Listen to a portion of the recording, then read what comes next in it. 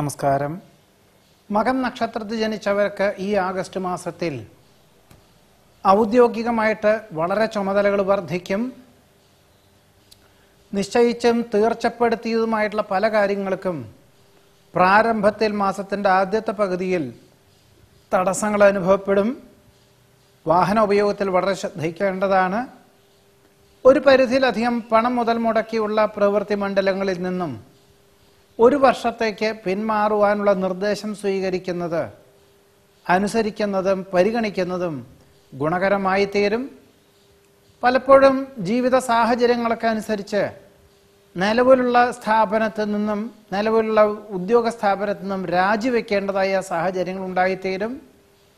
വിദേശത്ത് താമസിക്കുന്നവർക്ക് അവധി ലഭിക്കാത്തതിനാൽ ജന്മനാട്ടിലേക്ക് വരാൻ സാധിക്കുകയില്ല എന്ന് മാത്രമല്ല, പലപ്പോഴും മാതാപിതാക്കളെ അവിടേക്ക് കൊണ്ടുപോകേണ്ടതായ സാഹചര്യങ്ങൾ കൂടി ഉണ്ടായിത്തീരും. വ്യാപാരത്തിൽ പ്രതീക്ഷിച്ച നേട്ടം കുറയും.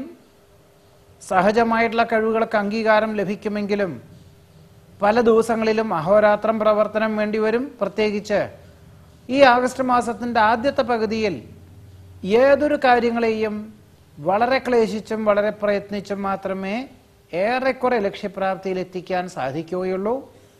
പലപ്പോഴും കൂടുതൽ സമയം ജോലി ചെയ്യുകയോ രാത്രിയിലും ജോലി ചെയ്യേണ്ടതായ സാഹചര്യങ്ങളോ അവധി ദിനങ്ങളിലും പ്രവൃത്തി ചെയ്യേണ്ടതായ സാഹചര്യങ്ങളോ ഉണ്ടായിത്തീരും.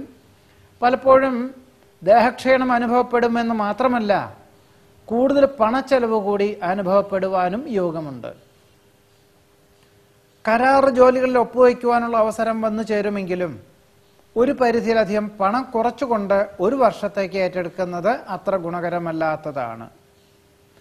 നിയതമായിട്ടുള്ള വ്യവസ്ഥകൾ പാലിക്കുന്നത് വഴി അബദ്ധങ്ങളെ അതിജീവിക്കുവാൻ സാധിക്കും. പലപ്പോഴും മാതാപിതാക്കളുടെ നിർദ്ദേശങ്ങളും ഉപദേശങ്ങളും അബദ്ധങ്ങളെ അതിജീവിക്കുന്നതിന് വഴിയൊരുക്കുവാനുള്ള യോഗമുണ്ട്.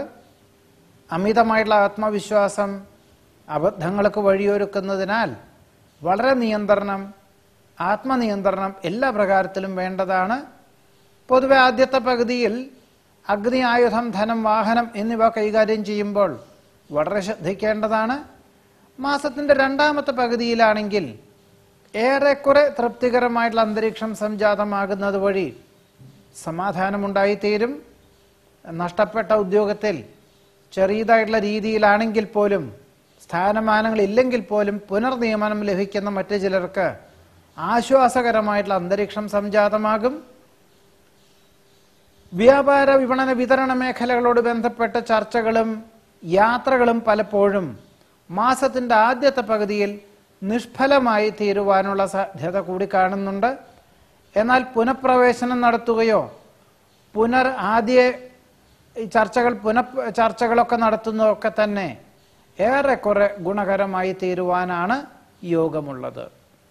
അതുകൊണ്ട് മകൻ നക്ഷത്രക്കാർ ഏതു വിധത്തിലും ഈ ഒരു മാസത്തിൽ വളരെ ഈശ്വര പ്രാർത്ഥനകളോടുകൂടി ആത്മസംയമനത്തോടു കൂടിയതായിട്ടുള്ള സമീപനം സ്വീകരിച്ചും കൊണ്ട് വളരെ കൂടുതൽ സമയം പ്രയത്നിച്ചുകൊണ്ട് ഏതൊരു കാര്യത്തെയും ലക്ഷ്യപ്രാപ്തിയിൽ എത്തിക്കേണ്ടതായ സാഹചര്യങ്ങൾ ഉണ്ടായിത്തീരും.